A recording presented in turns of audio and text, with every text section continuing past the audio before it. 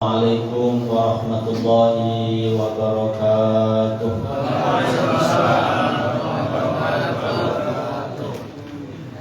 Alhamdulillah nahmaduhu wa nasta'inuhu wa nastaghfiruh.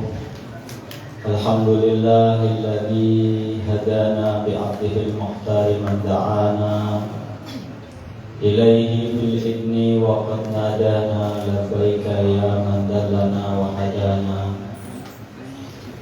Allahumma salli wa sallim ala habibika wa nabiyyika Muhammad sahibu syafa'atul udma yawmal qiyamah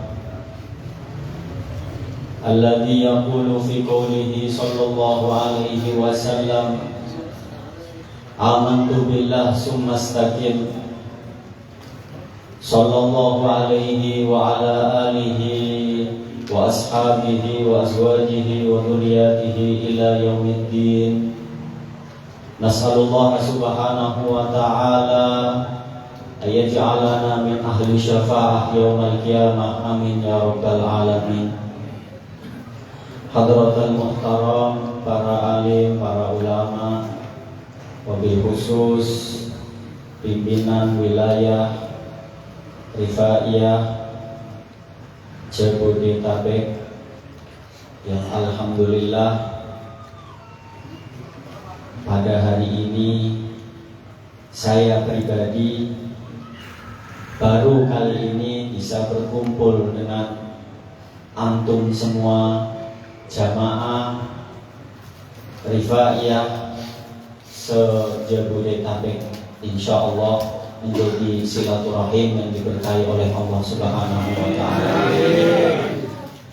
Para pimpinan daerah, jajaran Jam'iyah Rifaiyah yang semoga Allah memberikan keistiqomahan dalam memperluas dakwah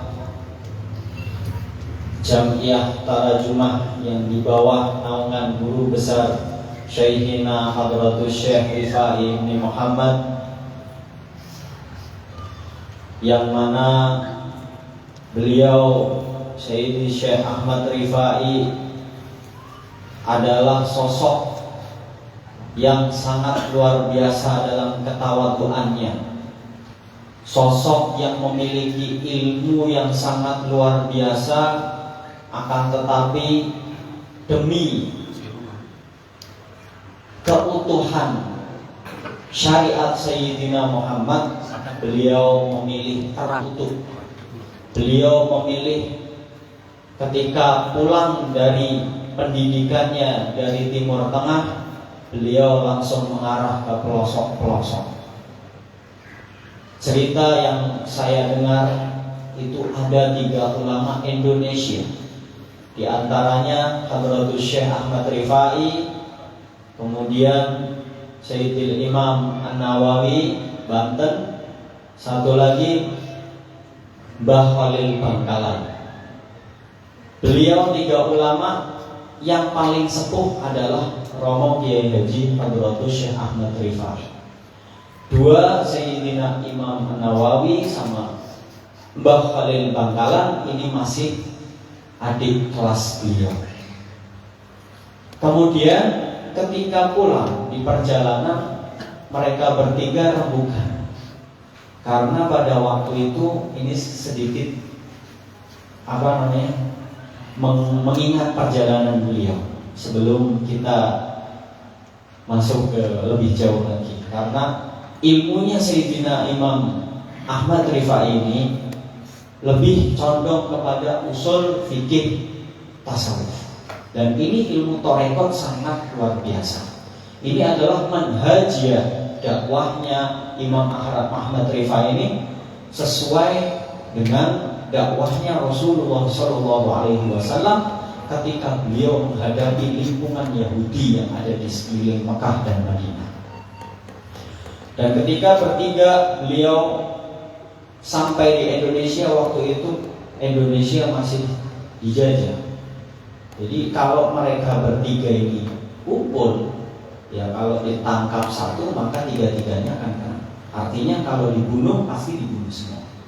Maka dengan strategi dakwah beliau, Sayyidina Syekh Khalil disuruh pergi sendiri, Syekh Ahmad Rifai pergi sendiri. Imam Nawawi Banten disuruh balik lagi ke Mekah.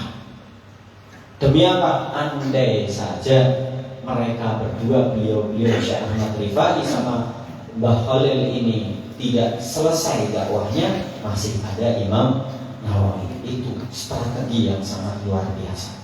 Nah, adanya Jamiah Rifaiyah di seluruh Indonesia, khususnya di Jabodetabek, Jakarta, Bogor, Bekasi, Depok, ini sangat luar biasa.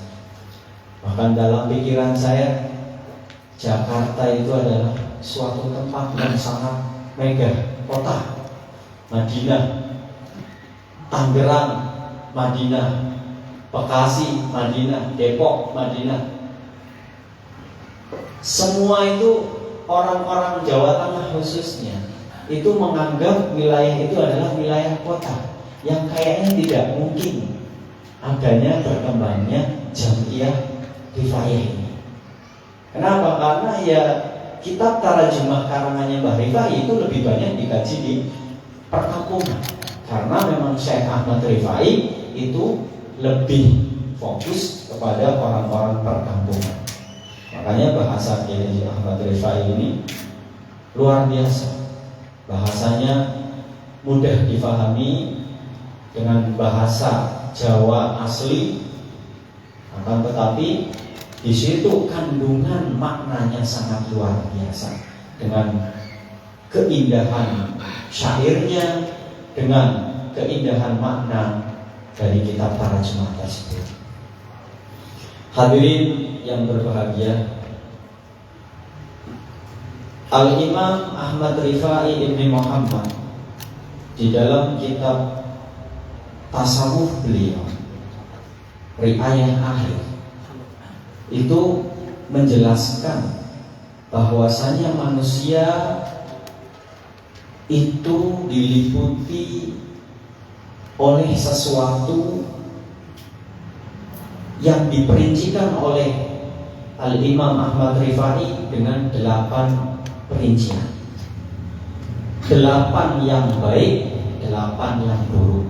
Perincian yang dikatakan oleh Sayyidina Ahmad Rifai.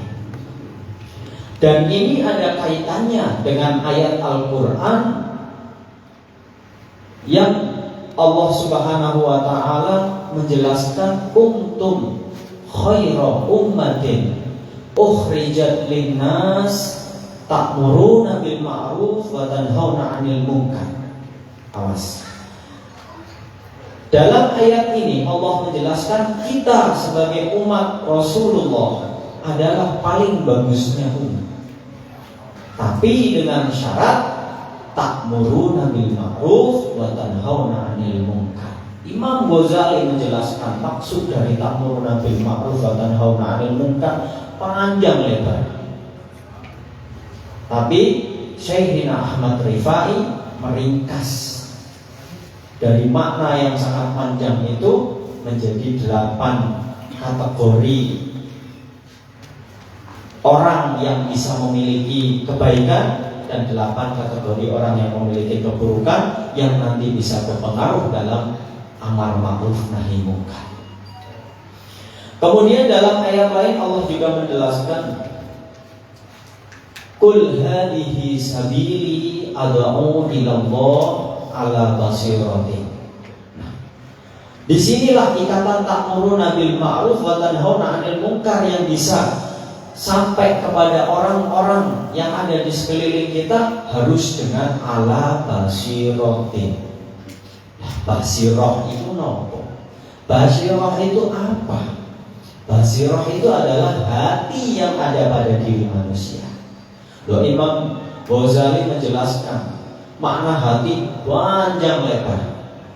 Makna hati menurut Imam Ghazali panjang lebar di dalam kitabnya Ihya Ulumuddin itu sampai berbab menjelaskan mamlakatul qulub, kekuasaannya hati. Nah, Syekh Ahmad Rifai hanya menyebutkan hati itu ada 8 yang baik, ada 8 yang buruk. Kalau 8 baik ada, maka yang buruk tidak akan ada. Kalau 8 yang buruk ada, maka yang baik tidak ada. Jadi Kita dikasih pilihan oleh Syekh Ahmad Rifai. Kalau Kiai Haji Ahmad Rifai ini kalau ngasih pilihan sekali ini sekali ini tidak backup tidak backup. Beliau itu adalah sosok yang tegas. Walaupun beliau tawadhu luar biasa, tapi sekali ngasih ketentuan ini tidak bisa dirubah. Contoh dalam rukun sholat, dalam batalnya sholat, dalam rukun wudhu dan lain sebagainya, selain tegas. Gak ada rusak-rusakan yang boleh begini, boleh begitu, boleh begini, boleh begitu. Maka dari itu, kunci utama Kiai Haji Ahmad Rifai di dalam ilmu tasawuf itu sifat pinuji, sifat terpuji yang ada 8, yaitu zuhad, qanaat, sabar, tawakal, mujahadah, ridho, syukur, ikhlas. 8 sifat ini kalau ada pada diri kita semua, maka insya Allah kita adalah tergolong orang-orang yang mengikuti thariqahnya Syekh Ahmad Rifai. Jangan sampai kita di bawah bendera Jamiah Rifaiyah ala manhaj tarajumah, tapi sifat 8-nya yang disebutkan oleh Imam Ahmad Rifai tidak ada pada diri kita. Sedih kita kalau sifat 8 itu tidak ada. Kenapa? Karena apabila salah satu dari 8 itu dicabut dari diri kita, maka akan muncul sifat yang berlawanan. Hubbud dunia, toma, itba'ul hawa, ujub, riya, takabur, hasud, sum'ah. Rusak kita, hancur hidup kita.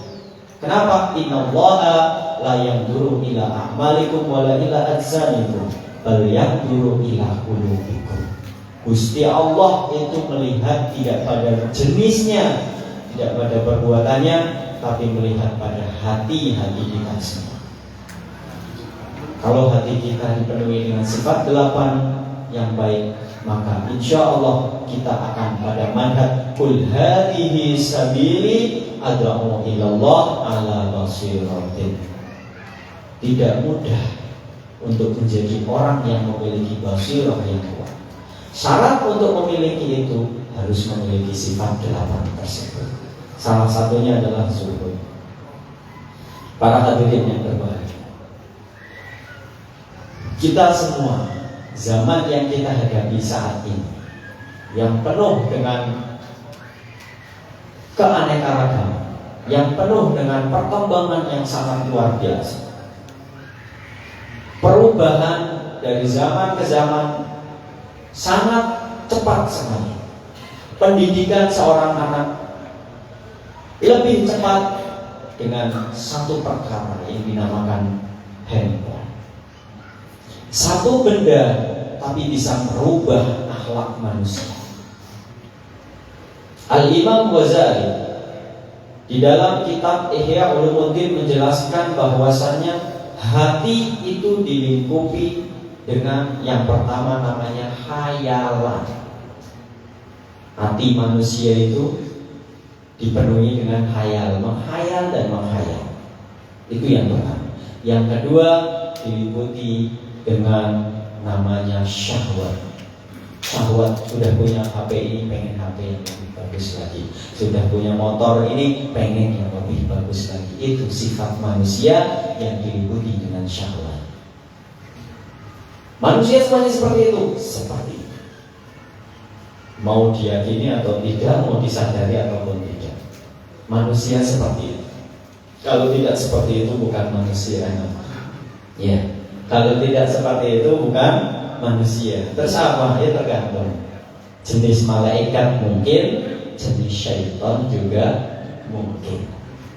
Yang ketiga, marah, sifat amarah. Jadi hati itu pasti dipenuhi dengan perasaan amarah. Yang keempat, yang dipenuhi dengan akhlak. Ada cahaya akhlak yang bisa mengendalikan khayalan, syahwat, dan amarah. Jazakumullah. Para rawuh ingkang minulya, ketika akhlak seseorang tersebut dipenuhi dengan cahaya Rasulullah, dipenuhi dengan ittiba bis-sholihin, maka sifat 8 yang dikatakan Imam Ahmad Ar-Rifai, Syekh Ahmad Rifai di dalam kitabnya, pasti akan tertanam pada diri orang tersebut. Yaitu yang pertama, zuhud. Zuhud itu bukan berarti terus dia meninggalkan dunia sepenuhnya. Bukan itu yang dinamakan zuhud. Zuhud itu adalah walladzina jahadu fina lanahdiyannahum subulana wa innallaha lama'al muhsinin. Itu yang pertama. Yang kedua, man isdada ilman wa lam yazdad zuhdan lam yazdad minallah illa buddha. Barang siapa yang bertambah ilmu tapi tidak ada tambah kezuhudan, artinya tidak bertambah rasa bersyukurnya kepada Allah dengan apa yang dia miliki, maka tidak ada baginya tambah kecuali dia akan semakin jauh dari Allah Subhanahu wa taala. Waliyahulillah. Hati-hati, kita hidup di zaman modern. Bayangkan, jenengan-jenengan semua yang sudah memiliki putra-putri melihat handphone dalam sekejap, tapi anak tersebut sudah bisa menirukan gerakan-gerakan yang ada di handphone. Betul mau bertanya? Nah, coba kita pikir dengan logika kita. Kitab Tarjuman itu sudah ada sejak kapan? Sejak zaman Syekh Ahmad Rifai ngarang tahun 1800 itu pun enten. Kitab Tarjuman 1910 dereng lahir pun enten. Sudah ada dari dulu. Tapi kenapa kitab itu bisa kalah dengan alat yang seperti ini, yang buatan belum tentu dari orang-orang Islam, belum tentu buatan dari orang Muslim? Nah, di sini ada kesalahan pada diri kita. Kenapa salah? Karena hati kita yang kalah dengan syahwat, karena hati kita yang kalah dengan amarah, karena hati kita yang diliputi dengan khayalan. Awas. Kesuksesan generasi selanjutnya dari kita, artinya generasi yang akan datang itu akan sukses apabila kita yang saat ini berdiri itu menjaga dari kerusakan-kerusakan yang ditimbulkan oleh perkembangan zaman. Dalam ayat Quran juga dijelaskan, yang artinya sungguh orang Yahudi itu tidak akan rela. Orang Yahudi tidak akan pernah rela apabila orang Muslim berkembang. Umat Rasulullah berkembang, orang Yahudi tidak rela. Itu sejak zaman kapan? Sejak zaman dulu. Dari zaman Rasulullah berdakwah, itu mereka sudah tidak mau. Ketika Rasulullah belum diangkat Rasul, iki yang namanya Sayyidina Muhammad itu dijuluki Al-Amin. Al-Amin julukan itu sebelum Rasulullah diangkat jadi Rasul. Udah dijuluki Al-Amin. Orang Yahudi sungkem, menghormati. Tapi begitu Rasulullah diangkat Rasul, orang Yahudi mengingkari. Orang bisa, gak bisa kalau Muhammad jadi Rasul. Terlalu. Itu menurut orang Yahudi. Jadi mereka gak terima kalau Sayyidina Muhammad jadi Rasul akhir zaman. Dan itu diturunkan ke keturunannya orang-orang Yahudi sehingga zaman sekarang. Makanya Rasulullah itu tidak takut kepada umatnya atas kemusyrikan. Rasulullah tidak takut. Ma'asya'alaikumul kufr. Rasulullah itu tidak takut kalian musyrik. Yang Rasulullah takutkan itu Antum sab alaikumud dunya fatamafasuha kama tanafasuha fa ahlakatkum kama ahlakatkum. Yang ditakutkan Rasulullah itu adalah ketika Allah membukakan pintu-pintu rizki, pintu-pintu dunia kepada kita, dan kita terlalai dengan dunia tersebut, akhirnya dunia itu menghancurkan kita sebagaimana dunia menghancurkan orang-orang dulu. Itu yang ditakutkan Rasulullah. Makanya Al-Imam Ahmad Rifai itu menjelaskan zuhud yang pertama kali disebutkan. Ini dalam kitab Tarjumah itu dijelaskan secara bahasa, secara syariah. Dulu waktu saya kecil, itu saya diajarin sama bapak saya. Karena waktu belum bisa baca kitab Tarjumah, bapak saya itu ngajarin saya dengan ditulis. Setiap hari bapak saya tulis dalam buku dengan bahasa Indonesia, tulisan Latin, ditulis secara Latin, utawi fardune, ditulis seperti itu. Dan setiap hari, setiap maghrib saya disuruh baca itu sampai hafal. Setelah hafal, besoknya ngajinya pakai kitab Tarjumah. Dan begitu. Itu pendidikan dari bapak saya yang seperti itu. Tujuannya apa? Supaya anaknya itu mengenal kitab Tarjumah. Karena apa? Dikhawatirkan tidak kenal kitab Tarjumah, malah kenal sesuatu yang baru seperti kayak gini yang akhirnya merusak moral. Nah, begitu juga kita semua. Jangan sampai generasi kita ke bawah itu melalaikan tuntunan Hadratus Syekh Ahmad Rifai. Kenalkan kitab Tarjumah kepada anak-anak kita semua, kepada generasi-generasi kita semua. Karena di dalam Tarjumah itu mengandung barokah yang sangat luar biasa. Hadirin yang berbahagia. Jadi zuhud ini sesuatu yang menjadi pangkal dari turunnya cahaya ilahi, dari turunnya cahaya Rasulullah ke dalam hati kita. Yang tadi disebutkan, andaikan kita bertambah ilmu tapi kok tidak tambah zuhudnya, artinya tambah ilmu tapi tambah cinta dengan dunia, nah itu hati-hati.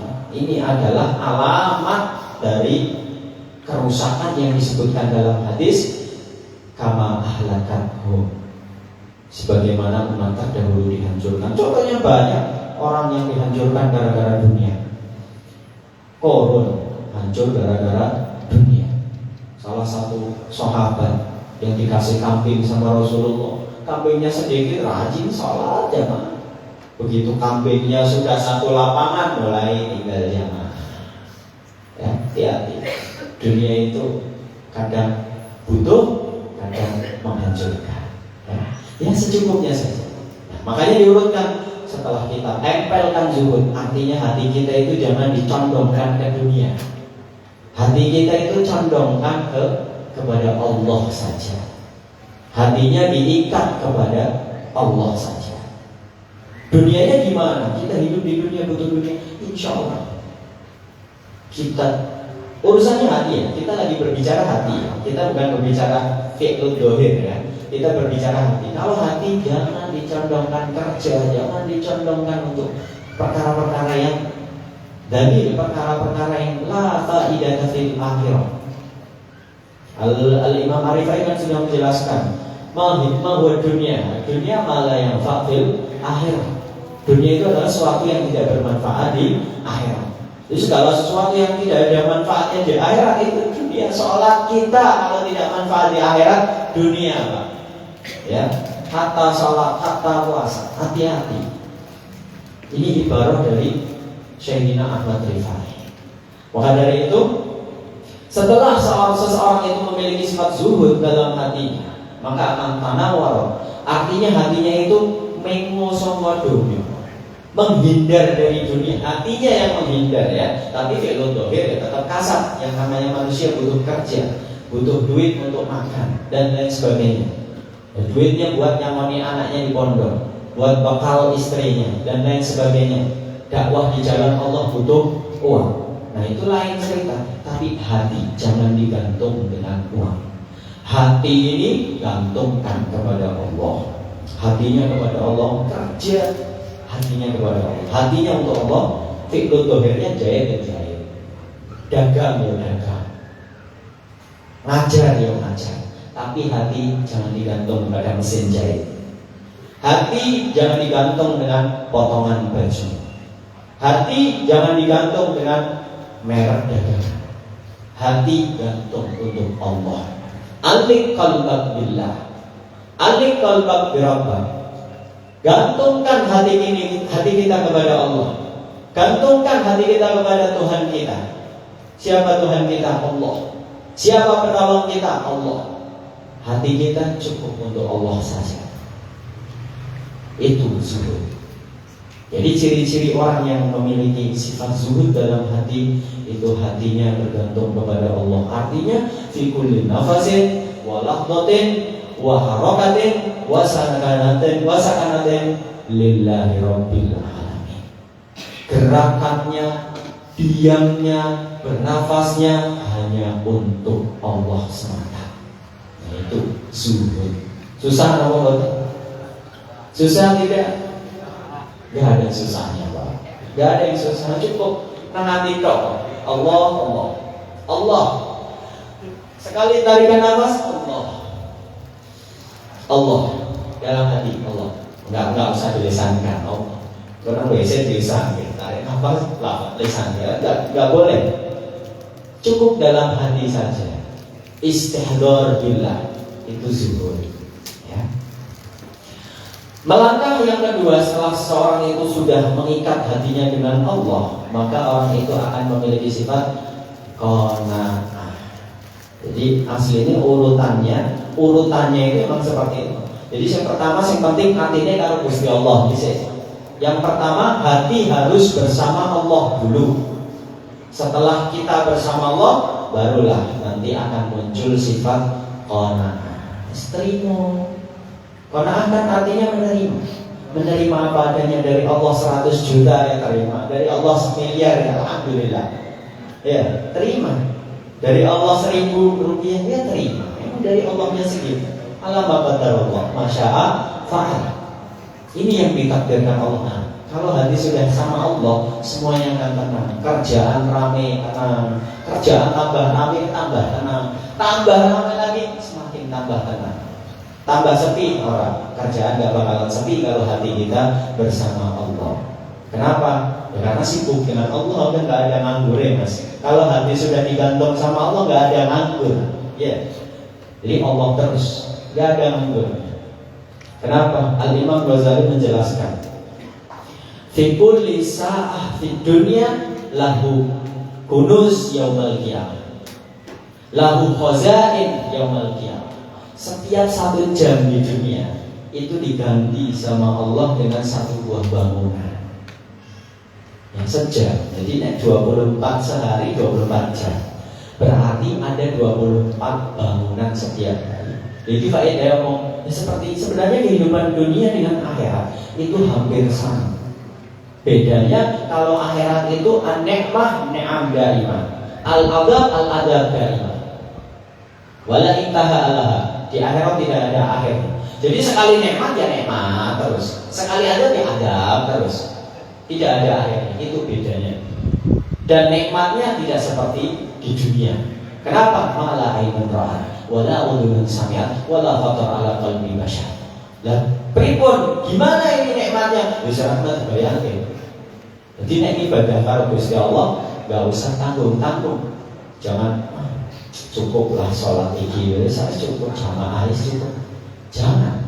Kenapa? Karena nikmat yang kita nantikan besok di akhirat itu tidak bisa dibayangkan. Ya, tidak bisa dibayangkan. Setelah seseorang tersebut memiliki sifat zuhud, kemudian akan diberi karunia oleh Allah, yaitu nikmat qanaah.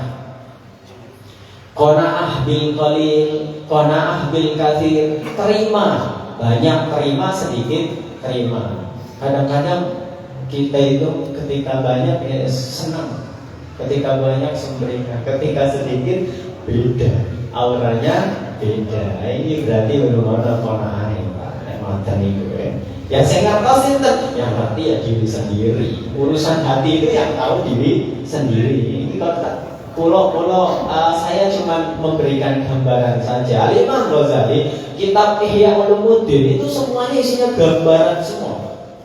Hati manusia digambarkan oleh Imam Ghazali itu bagaikan mobil. Jadi manusia itu bagaikan mobil. Hatinya itu berupa mesin. Bodi ini jenis jasad manusia ini bodi mobil. Ya, bodi mobilnya jasad manusia, mesinnya hati manusia, supirnya akal. Ya, kalau nggak ada akal, mobil malah jalan. Kecoba otomatis pakai robot kan, berarti akalnya akal buatan. Secara benar mana ya sekarang itu? Nggak benar gitu. Ya. Ya sekarang aja nggak yang model-model seperti itu ada, cuci otak itu ada. Jadi ada kelompok-kelompok Islam yang agak ekstrim, itu kadang membuat anggotanya untuk ekstrim. Nah, itu jangan sampai kita terlibat di situ. Ini contohnya Imam Ghazali itu sebuah mobil yang jasadnya itu adalah bodi, mesinnya itu hati, supirnya akal. Nah, kalau hatinya sehat, artinya mesinnya sehat, mobilnya jalannya enak berat. Enak, mobilnya jalannya enak. Nah, tapi nek akalnya sehat, mobilnya jalannya enak berat. Ini nabrak, supirnya orang sehat akal itu. Supirnya tidak sehat, ya pasti tidak benar jalan. Makanya mobil bisa enak ketika supirnya benar, mesinnya bagus, bodinya ya mungkin bagus atau tidak. Kalau bodi tidak berpengaruh, asalkan orang kudanan cukup. Ya, yang penting itu adalah supir dan mesin. Artinya yang penting itu adalah hati dan akal. Dan akalnya sehat mesti mengarahkan kepada yang benar. Tapi itu disukai dengan hati. Dan di dalam hati itu Imam Ghazali menjelaskan itu diliputi dengan khayalan, dengan syahwat, amarah, dan akhlak. Apabila akhlak yang dominan, akhlak yang berkuasa di dalam hati, maka orang itu akan memiliki sifat zuhud, qanaah.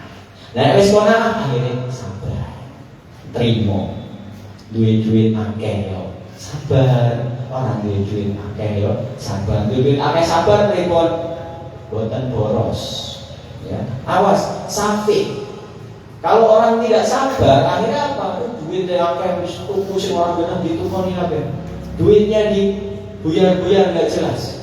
Ini termasuk bukan golongan orang yang sabar. Jangan kita kira sabar itu hanya untuk orang yang tidak punya duit. Bukan, orang yang punya duit juga harus sabar.